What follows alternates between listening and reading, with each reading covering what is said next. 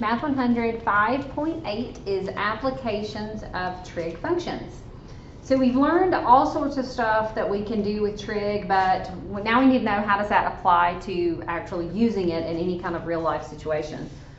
So before I throw out like a word problem real life, let's just look at a particular triangle. Right, so let's just say we have a right triangle. I'm going to label my triangle A, B, and C, commonly labeled that way. The side that is opposite angle A is little a, side opposite B is little b, and the side opposite angle C is little c. All right, so in this particular problem, I am going to let angle A, so it does matter if we say capital A or little a, so be careful when you're taking your notes and you're writing things out. Capital A refers to the angle, 62.7 degrees, and little a is 8.4. And what we're going to be asked to do is solve the right triangle. Now, here's what it means by solve the right triangle. Any values that you don't know, you have to find. So they've given us angle A is 62.7 degrees and side A is 8.4. So we don't know angle B, we don't know side B, and we don't know side C. We do know angle C, okay? So capital C, we know that's 90 degrees, okay? That part we know, okay, because the little box, it is a 90-degree angle. So to find angle B is really easy. The three angles have to add up to be 180, or you can say angle A and angle B together have to add up to be 90. So angle B is 90 minus 62.7, which would give me 27.3 degrees. All right, and so just like that, I have found two answers. Okay, I found angle A, it was given to me. I found angle B, I just found that one. And we know that angle C is 90. It's marked as the right angle. All right, so now we have to find the little b and little c, those two sides. And so we're going to use our trig to help us do that. So now what I don't want to do is I don't want to use that 27.3 in case I accidentally made a subtraction error. I mean, I do trust myself more than that, but I'm going to use their given information to find little b and little c. Right? So if all I knew was this 62.7 and this 8.4, how would I find b? Well, I could say the tangent of 62.7 degrees is equal to the opposite over the adjacent. And then I would solve that for b. Now here's what I want you to be careful of. We are using our calculator. And your calculator this time is in degrees because our angles are labeled as degrees. But here's what the problem is. A lot of you will type this in your calculator and then you'll write down some rounded answer. Do not round until the very end of the problem. Okay? So I'm going to do all the algebra first. Okay, so if I multiply both sides by b, this is what it looks like. I'm not even touching my calculator yet. Okay, and then I divide both sides by the tangent of 62.7. So in your calculator, you type in 8.4 divided by the tangent of 62.7. Then you can round your answer. Okay, and we are going to round our answer 2 decimal places. Right? And we would get 4.34. 4.34. And that's approximately 4.34. All right, so now we found little b. And now I need to find little c. So again, if I use the given information, the angle A and the side A to help me find C, then I would use the sine of 62.7 is equal to the opposite over the hypotenuse. Okay, so multiply both sides by C. That gives me C times the sine. Not touching my calculator until the end of the problem. Divide both sides by the sine of 62.7. All right, so in our calculator, we say 8 divided by the sine of 62.7. then we round that answer. And so we get little c is 9.45. So I'm going to write all of our answers that we've got in order just so that we can see them. These are our angles. They gave me 62.7 for A. I found 27.3 for B. And they also gave me angle C was 90. Little side A was 8.4. Little side B was 4.34. And little side C was 9.45. Very neat, very organized. Here is my answer. Okay. So in my math lab, you're going to have lots of triangles drawn, and they ask you to solve the triangle, or they may just ask you to find one part. But if it does say solve, it wants you to find all of the parts. All right, now let's do an actual real world problem. From a point on level ground, 80 feet from the base of the Eiffel Tower,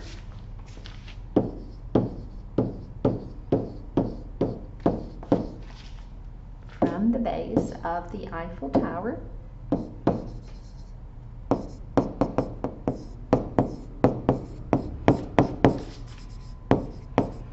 the angle of elevation, we talked about that in another lesson,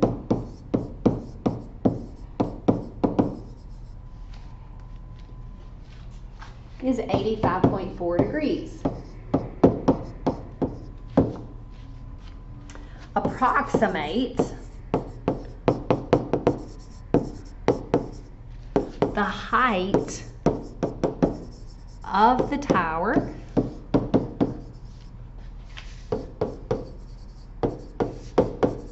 to the nearest foot.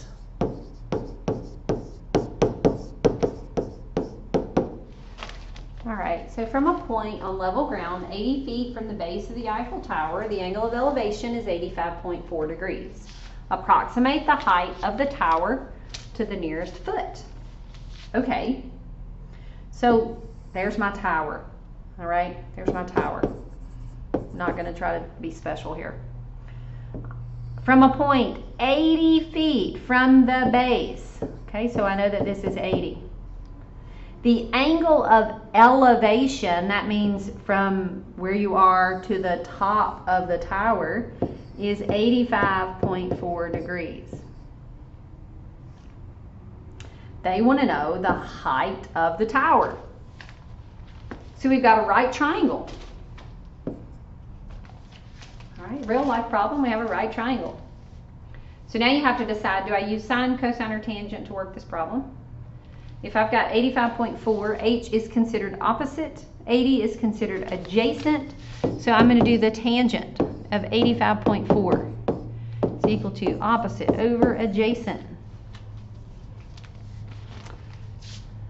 Again, not touching my calculator to the end of the problem. So 80 times the tangent of 85.4 degrees will be my height. So now you type that in your calculator, and it does say round to the nearest foot, so we should get 994 feet. That's how tall the Eiffel Tower would be. That's pretty tall.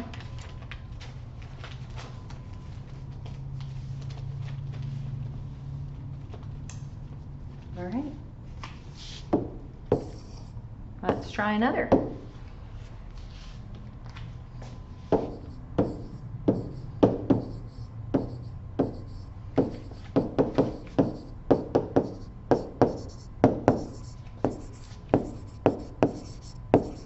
All right, so a guy wire is 13.8 yards long and is attached from the ground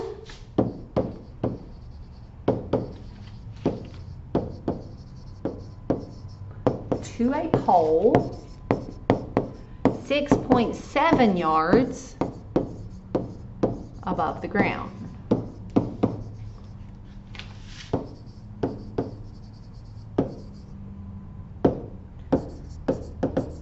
find the angle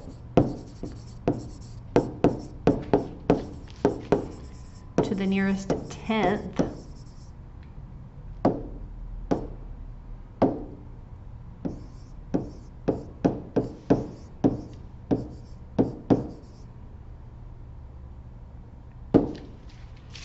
that the wire makes with the ground.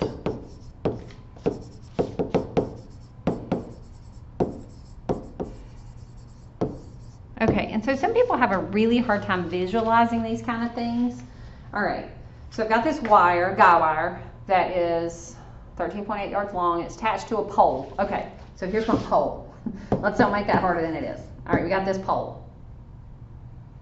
All right, my pole, where the guy wire is attached, is 6.7 yards above the ground. Okay, so let's say it's attached right here. Well, there's my guy wire because it goes from the ground attached to the pole. Okay, and it tells me that the wire is actually 13.8 yards long. And the question is, find the angle to the nearest tenth that the wire makes with the ground. So theta would be right there. Now, I meant to tell you in my directions, tenth of a degree. That way you know, are we doing this in degrees or radians? We are definitely doing it in degrees, so your calculator should be in degrees.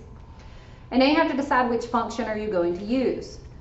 If theta is the angle that I'm looking for, this is definitely a right angle, then I'm going to use opposite over hypotenuse, which would be the sine of theta is 6.7 over 13.8.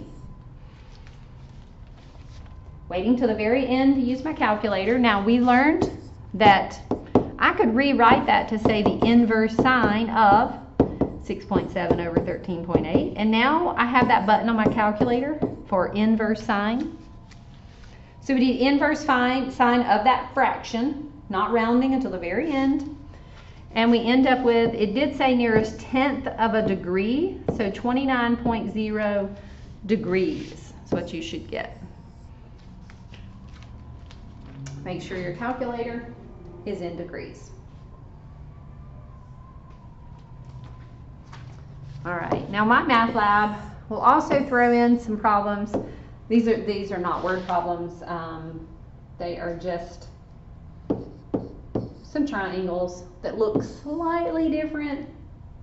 So I want to make sure I point these out to you. Okay, so we got this one triangle, and I know that the length of this side is 800 feet, but here's what they do.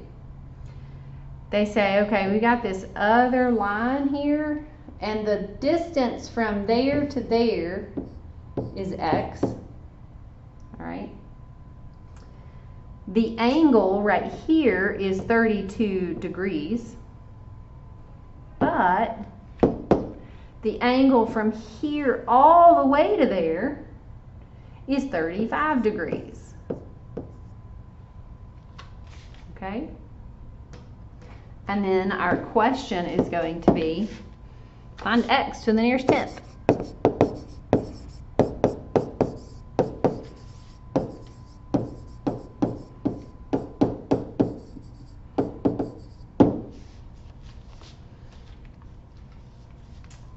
Okay.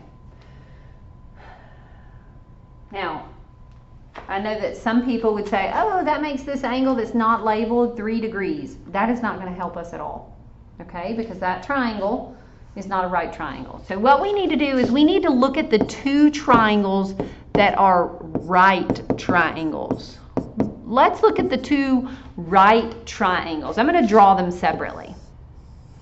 I've got one triangle that has a 35-degree angle.